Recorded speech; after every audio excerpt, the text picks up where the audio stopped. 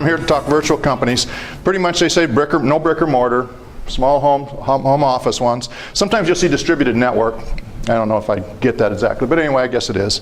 So you can flip. So basically that's what we are. We do everything most consulting firms do.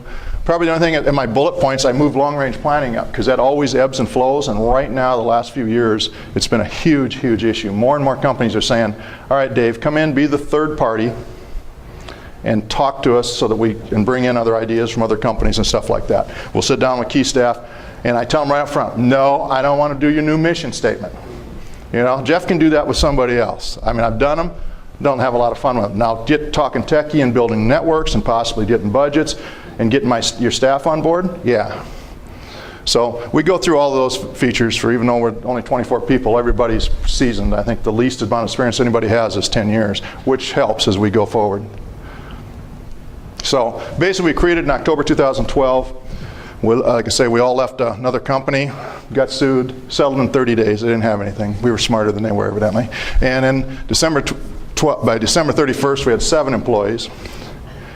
And then by December 31st of 2013, we had 17. At that point, I'd thrown out the business plan because we were hoping to have 10. And so it was a good problem.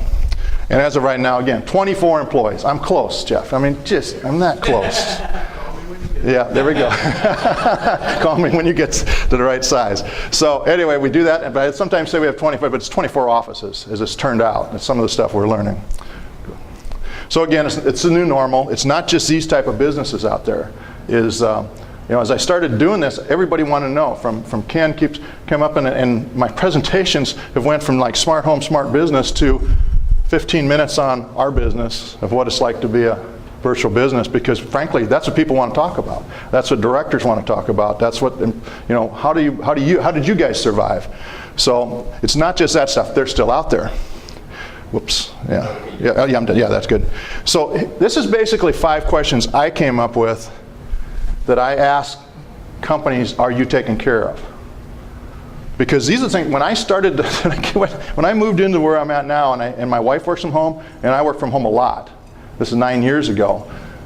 I mean, I have 3 providers in Mitchell, South Dakota, and I went to all of them, and I kept saying, okay, what's the maximum amount of bandwidth I can get? Because my wife works in education. She downloads some really huge files and stuff like that, and so do I, and back and forth.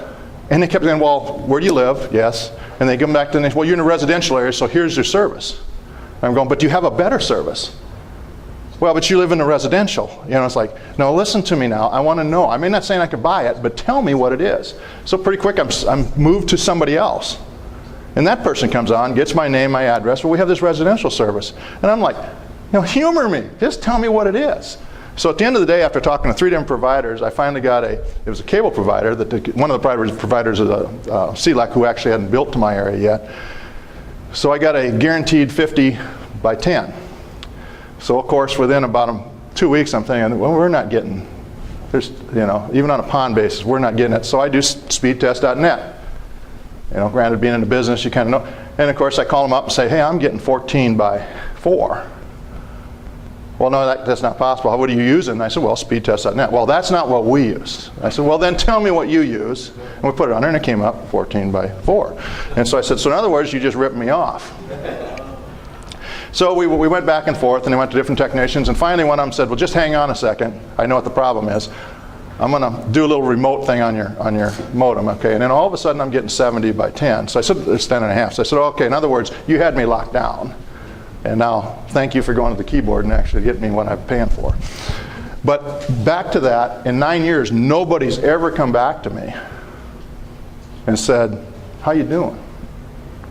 Nobody sent me an email saying, so I tell people, you know, you're CSRs, and I know they'll say we don't have the bandwidth, but maybe they could call a few or send an email or saying, you know, you're a business, you know, it doesn't have to be a virtual business, but regular business.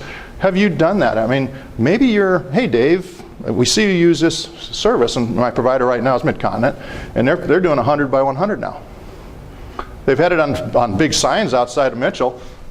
I call them, nobody knows anything, you know, but I'd be interested, you know, tell me what the price is. You might be able to say, you know, at least nothing else, even if it's an email or a text saying, you know, we see you use 5 meg or you get 10 meg service. We also offer a 20 by 20 or something like that. And you might get a soft sell there.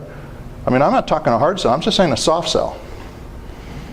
So do you target them for more? I mean, and again, none of those things ever happened to me, and I keep thinking, wow, maybe we're leaving some money on the table. And I know you don't like to leave any money on the table.